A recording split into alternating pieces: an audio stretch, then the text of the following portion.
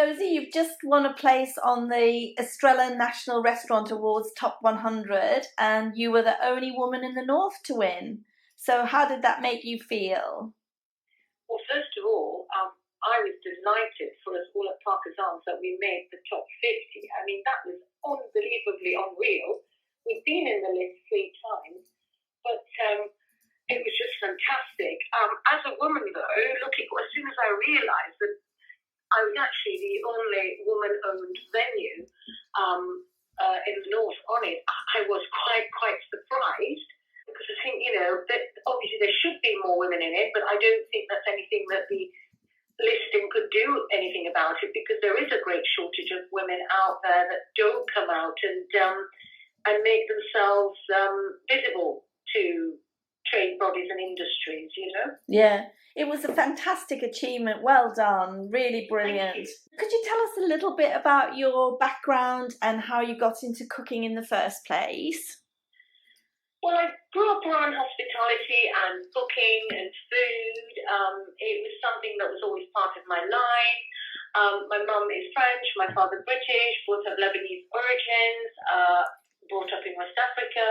So food and cooking are very much part and parcel of my culture. And I was inspired by my mum, and I did, help out. And then when my father died, I took over running the family business pretty much at 19, and I did that until I was 23, and then I branched up alone, opened my first restaurant. Parker's Arms is my fifth successful restaurant with my business partner, Kathy, who's also the co-founder of the businesses as well. So you've got the Parker's Arms. Could you just tell us a little bit about your cookery style? Right, okay. Well, basically what I do enjoy more, the whole lure with Parker's Arms was the countryside and what it could give to the kitchen. Parker's Arms is a woman-owned business and woman chefs in business, and Kathy does work in the kitchen as well with us periodically, pretty much all the time, because we're always short-staffed. As two women running the business at Parker's Arms, for us it was essential to be able to do something where we could connect with nature. And for me,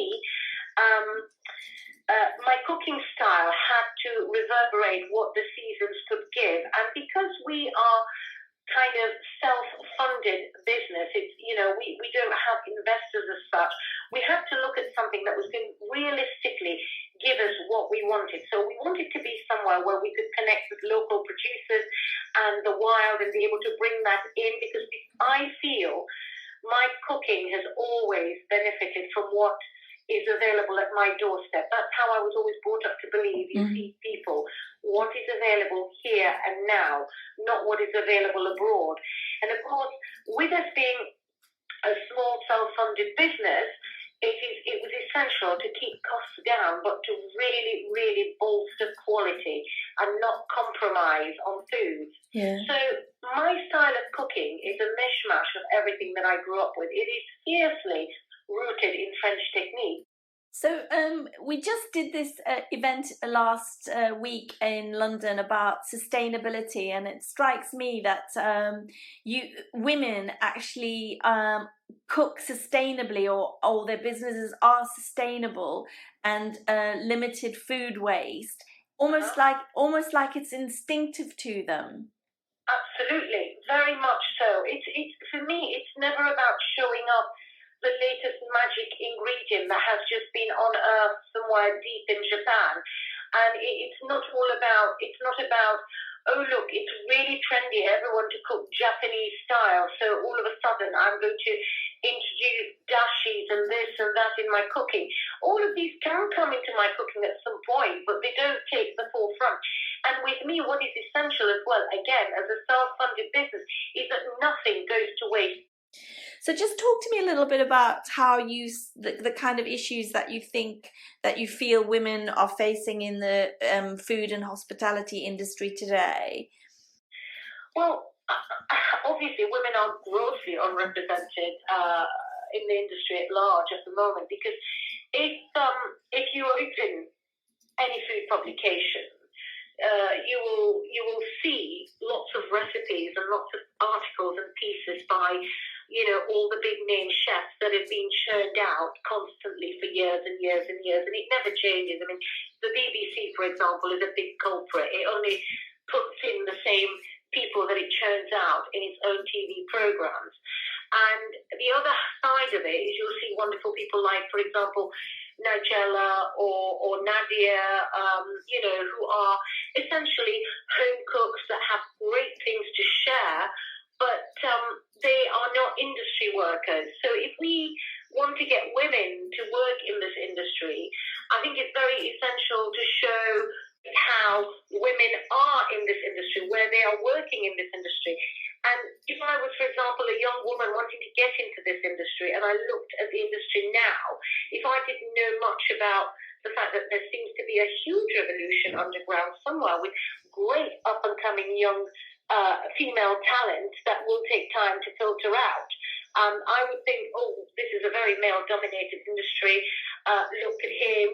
He's been around for years and he's still out there. And the only person that you see, that you hear about, that is a successful female chef in the UK is Angela Hartnett, really, isn't it? Mainstream, I'm talking.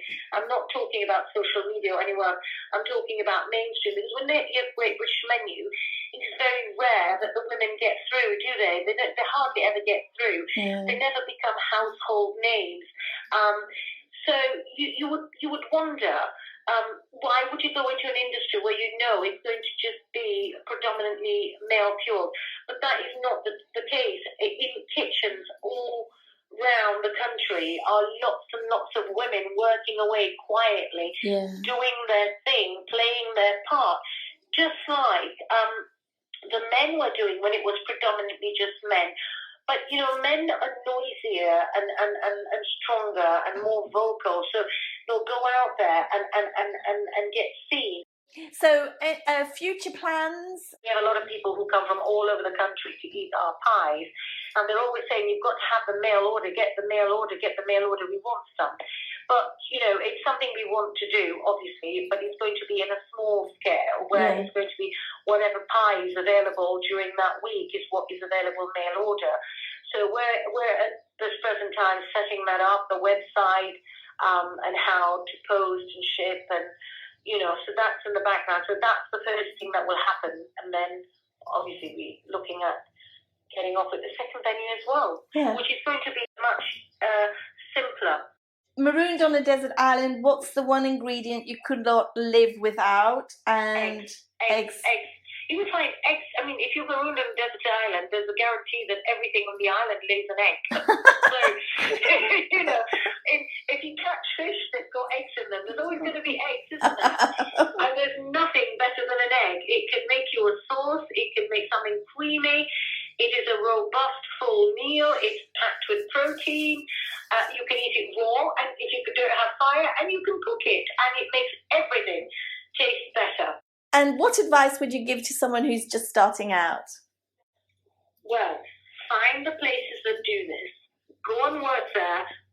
Show positivity, and then make your plan whilst you're going along there, and then work out what your future is going to be. Once you've made that plan, stay on track on it. Keep focused and don't turn back. You do need someone in the industry to latch onto, to mentor you. And there's a lot of people out there that are successful, that if you write to them and say, this is what I want to do, will you be a mentor for me? They will do it. They will. Most people will do it because people want to give back. They always do.